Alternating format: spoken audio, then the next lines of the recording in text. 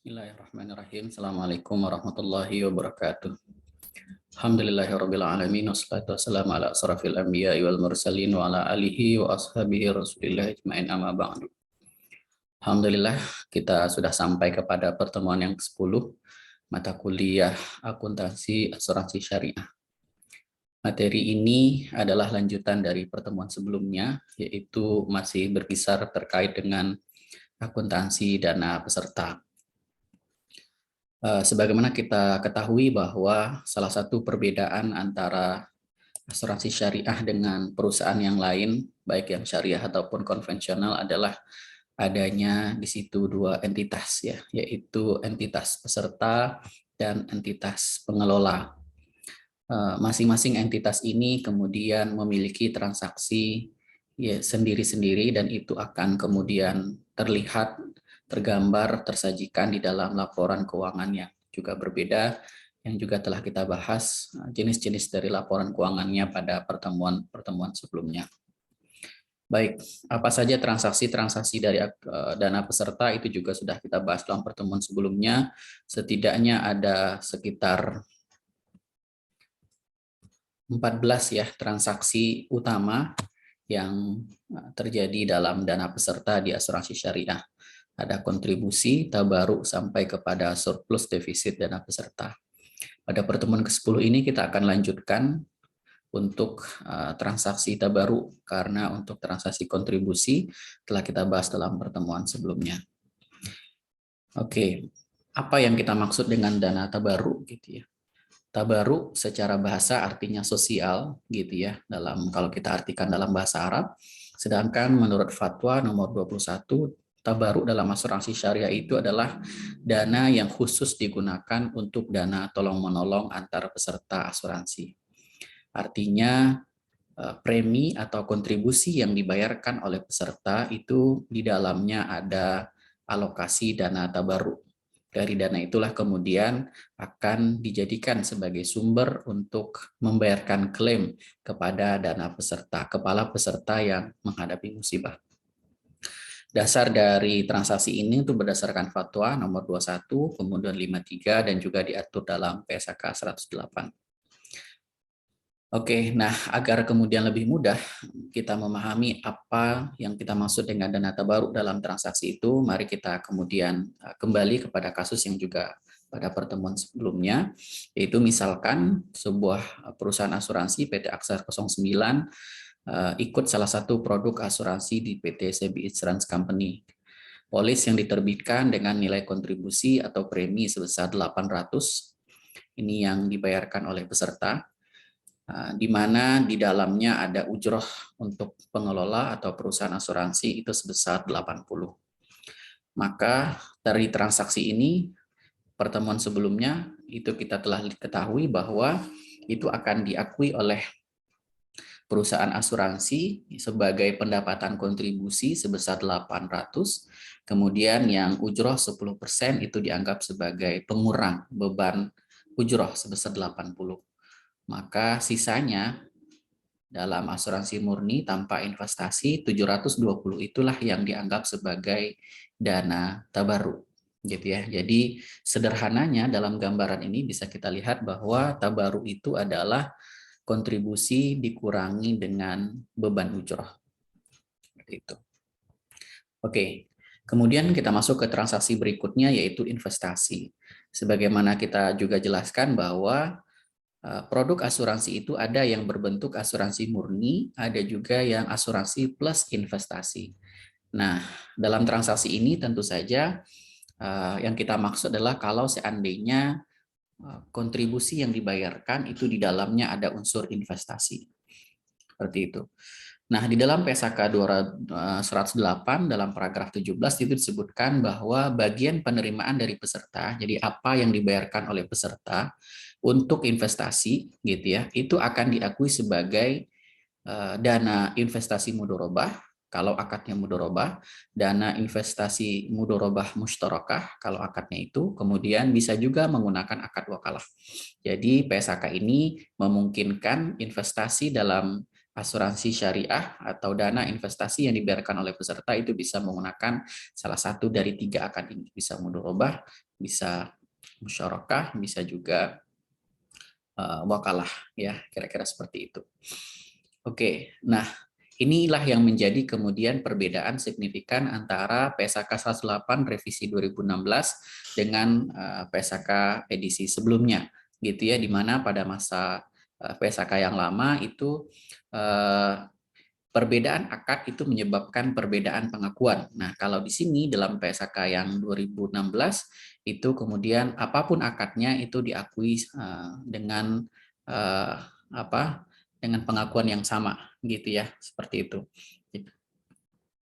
Oke, kenapa pertimbangan dari DSAS atau Dewan Standar Akuntansi Syariah menyamakan itu adalah pertama adalah meskipun akadnya wakalah atau perwakilan gitu ya, maka sebetulnya dalam prakteknya itu entitas asuransi tetap menanggung risiko gitu ya. Kemudian yang kedua, dalam PSAK 108 itu perbedaan antara dana tabaruk dan dengan di dalamnya akad wakalah itu kemudian berbeda dengan akad mudorobah gitu ya, kalau dana investasinya akad mudorobah, sehingga itu dianggap tidak konsisten gitu ya. Kemudian juga ini juga akan tujuannya agar bisa diperbandingkan dengan asuransi konvensional gitu ya, karena dalam konvensional sekarang juga premi yang dibayarkan itu juga kemudian ada unsur investasinya seperti itu. Untuk lebih memudahkan bisa kita lanjutkan contoh sebelumnya. Ya, misal pada PT Aksar 09 ikut asuransi, ya polis yang diterbitkan itu nilainya 1.000 ya. Seperti itu. Kemudian 1.000 ini terdiri dari dua unsur. Yang pertama adalah kontribusi, ya, nilainya adalah 800 ya. Kemudian ada investasinya, nilainya adalah 200 ya. Seperti itu. Totalnya adalah 1.000 gitu ya. Ini lanjutan, kalau dalam kasus sebelumnya itu hanya bentuknya kontribusi saja. Kalau yang sekarang itu ada unsur investasinya. Kemudian di dalam yang kontribusi ini seperti yang kasus sebelumnya itu juga ada unsur ujroh di dalamnya. Nah, adanya akad investasi ini kemudian bisa tergambar di dalam laporan neraca kira-kira seperti ini, bahwa kita menjelaskan di dalam neraca perusahaan asuransi syariah ada aset, ada liabilitas, ada dana peserta, ada ekuitas. Nah, di dalam dana peserta karena ada unsur investasinya, maka di sini ada unsur dana investasi mudorobah atau wakalah, ya, tergantung dari akad yang digunakan. Oke, nah atas transaksi ini pencatatan untuk investasinya adalah kira-kira begini, yaitu untuk yang Yang 200-nya adalah, ya, itu adalah bekas atau bank, ya. Kemudian investasi mudorobah atau wakalah. Jadi kalau kita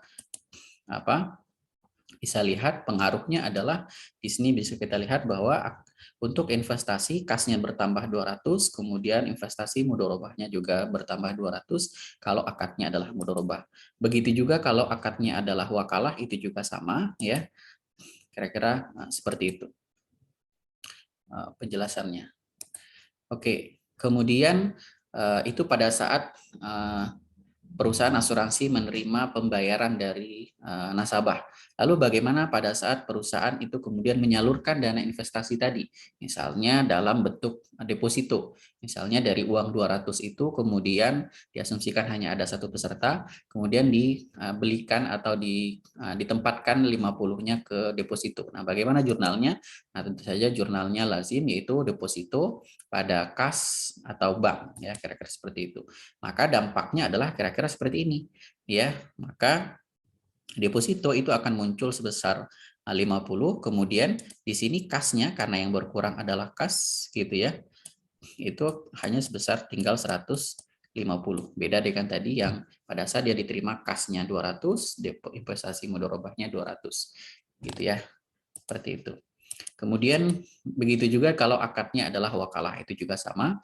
Pada saat dia ditempatkan di deposito, maka deposito akan bertambah dan kas akan berkurang, ya. Oke, itu transaksi yang kedua. Transaksi yang ketiga, ya, yaitu adalah ujroh yang dibayar, gitu ya, atau bisa kita singkat dengan beban ujroh, gitu ya. Seperti itu. Apa yang maksud dengan ujroh? Ujroh itu adalah bagian dari kontribusi yang itu akan menjadi hak dari perusahaan. Nah, karena tadi ada dua entitas, ada dana peserta dan dana pengelola, maka ujroh itu bagi dana peserta itu dianggap sebagai beban. Gitu ya, ujroh yang dibayar di sini adalah beban biaya yang dibebankan dari dana peserta sebagai fee pengelolaan yang digunakan untuk operasional perusahaan. Ini dasar fatwanya. Perlakuannya kira-kira seperti ini ya. Bagian kontribusi dari ujroh dan semula diakui sebagai pendapatan. Kalau ini dari sisi perusahaan asuransinya atau dari sisi perusahaan gitu ya, secara garis lurus selama masa akad dan menjadi beban. Nah, konsen kita di sini adalah karena kita sedang membahas dana peserta, maka konsen kita adalah di sini. Untuk yang ini, itu nanti kita bahas dalam pertemuan-pertemuan selanjutnya kalau kita melihat transaksi ini dari sisi perusahaan. Nah, sekarang kita lihat dari sisi dana peserta, maka sebagian dana yang dialokasikan itu diakui sebagai beban, ya kira-kira seperti itu. Oke, kita contohkan lagi dalam kasus yang sebelumnya. Tadi misalnya ada kontribusi 800 ya, kemudian di dalamnya ada ujroh 80 gitu ya. Seperti itu. Maka yang 80 ini jurnalnya adalah yaitu beban ujroh ya, biar lebih mudah ya. Beban ujroh pada kas atau bank sebesar 80 ya. Kira-kira seperti itu. Maka penyajiannya adalah kira-kira seperti ini, seperti yang contoh sebelumnya, yaitu pendapatan kontribusi, kemudian beban ujrohnya, ingat ya, meskipun ini adalah akunnya akun beban, tetapi dia tetap disajikan di rumah pendapatan, tidak di bawah. Nah, itulah kenapa kemudian tandanya itu adalah minus sebagai pengurang. Ini seperti logika dalam perusahaan dagang atau perusahaan ini adalah yaitu beban penjualan gitu ya, seperti itu. Jadi dia dianggap sebagai beban langsung sehingga dia disajikannya bukan di bawah beban, tapi dia ada di langsung di bawah pendapatan sehingga dia kemudian memiliki tanda minus gitu ya, seperti itu untuk mendapatkan ini. Oke. Kemudian berikutnya adalah kontribusi reas. Nah,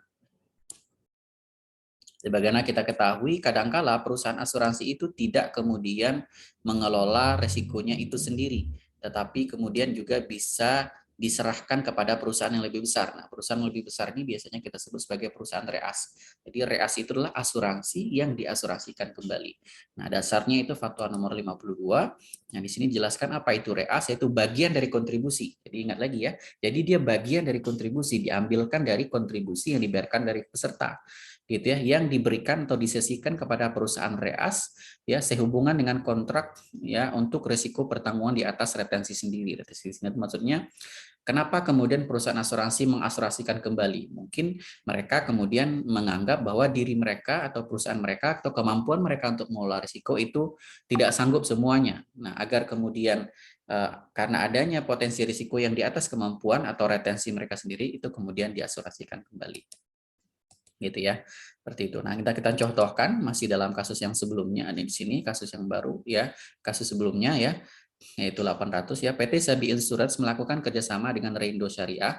Reindo Syariah ini adalah perusahaan reasuransinya ya, dengan 30% on retention berarti dia tanggung sendiri, kemudian 70% yang direasuransikan, direaskan. Selama pertulan pertama tercatat ya kontribusinya itu adalah 800 dan ujrohnya tadi 10 ya dalam kasus yang sama gitu ya. Maka kira-kira perhitungnya kira-kira begini. Kontribusi yang diterima itu adalah 800 dikurangi dulu ujroh yaitu 10% dari 800 dapatlah 80. Kemudian risiko yang ditanggung sendiri atau on retention-nya adalah 30%. Berarti 30% dikali 800 kurangi 80 ya, yaitu dapat 216. Kemudian yang direaskan, yang diberikan kepada perusahaan reas itu adalah sisanya yaitu 70%.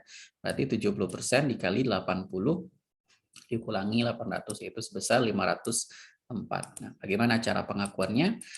Kira-kira seperti ini, itu kontribusi reas ya kepada pada kas atau bank atau utang reas ya, kira-kira seperti itu. Nah, dampaknya terhadap laporan keuangan adalah kira-kira seperti ini ya. Dari laporan keuangan yang pertama ya, yang murni belum ada reasnya, kemudian ketika ada reasuransinya, maka di sini akan kelihatan ya, reas itu juga langsung mengurangi pendapatan kontribusi. Yang tadinya total tabaruknya adalah 720, itu dianggap sebagai ditanggung sendiri, tapi kemudian karena dia ikutkan dalam asuransi yang lebih besar gitu ya, maka tabaruk yang dikelola sendirinya hanya sebesar 216, sedangkan yang 504-nya itu dianggap sebagai reasuransinya ya. Seperti itu kira-kira ya, mudah-mudahan dipahami. Oke, kemudian berikutnya adalah ujroh reasuransi diterima gitu ya. Nah, ingat ya bahwa ketika perusahaan asuransi tadi kemudian melakukan reas, nah sini harus kita pahami bahwa apa yang kita maksud dengan ujroh reasuransi diterima atau pendapatan ujroh reas. Ini berbeda dengan beban ujroh. Kalau beban ujroh gitu ya, itu diasumsikan perusahaan dapat hak karena dia mau mengelola sendiri gitu ya, mau mengelola investasi sendiri. Contoh tadi ya, dalam kasus yang sebelumnya, ketika dia terima uang 800 gitu ya, kemudian diberikan ujroh sebesar 80, maka itu diasumsikan karena dia diberikan hak 80 karena dia berkenan untuk kemudian mengelola resiko yang sebesar 720.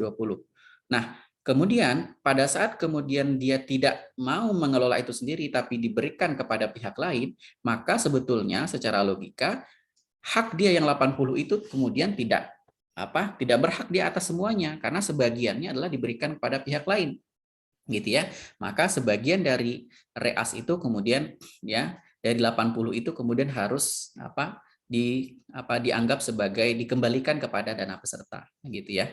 Seperti itu. Maka kita lihat contohnya bagian dana yang harus dikeluarkan dari kontribusi reas yang merupakan beban yang menjadi beban. Jadi sebaliknya kalau beban ujroh itu beban bagi dana peserta gitu ya, pendapatan bagi perusahaan. Kalau ini sebaliknya ya, ujroh reas itu menjadi beban bagi pengelola atau perusahaan, menjadi pendapatan oleh dana peserta gitu ya, seperti itu. Contoh dalam kasus seperti tadi, dalam kasus sebelumnya pengelola diberikan ujroh 10% yaitu 80 karena dia mengelola 100% risiko. Ya, seperti itu. Nah, tetapi kemudian pada saat dia melakukan reas gitu ya, maka ada disepakati atau ditetapkan ada ujroh reasuransinya sebesar 20% dari ujroh yang dibayarkan. Ya, berarti 20% dari 10%, yaitu berarti 20% dari 80 ya. Kita lihat perhitungan seperti ini. Tadi ya kontribusi 80, kemudian ujroh 10% ya 80, kemudian yang risiko yang ditanggung sendirinya 216, kemudian yang dijadikan sebagai reas 504, maka ujroh reasnya adalah yaitu 20 dari 80 ya. 20% dari 80 yang ini ya, seperti itu. Jadi kenapa kemudian diambil lagi? Karena dia tidak mengelola risiko itu 100% itu sebesar 16 ya. Maka jurnalnya adalah yaitu bagi dana peserta itu dianggap sebagai penerimaan kas, kemudian diakui sebagai pendapatan ujroh reas ya sebesar 16. Nah, bagaimana bentuk penyajiannya? Kira-kira seperti ini. Ya, tadi dalam kasus sebelumnya ya, ini adalah gambaran dari laporan surplus defisit dan nata barunya, yaitu kontribusi 800 dikurangi ujroh 80, kemudian ada reas 2504, kemudian ada tabaruk neto 216 ya, seperti itu. Kemudian karena sebagian dari 80 itu kemudian dikembalikan kepada dana peserta, maka tampilannya adalah kira-kira seperti ini. Tadi ujrohnya 800, kemudian beban ujrohnya 80, kemudian pendapatan ujrohnya yaitu sebesar 16, itu akan menjadi pendapatan ya, nilainya positif. Sehingga beban ujroh neto yang betul-betul kemudian berhak ya dikelola atau diambil sebagai pendapatan oleh perusahaan asuransi itu hanya sebesar 64. Dari mana? Yaitu 80 dikurangi 16. Sehingga dengan demikian bisa kita tahu bahwa dana tabaruknya kemudian bisa menjadi lebih besar ya.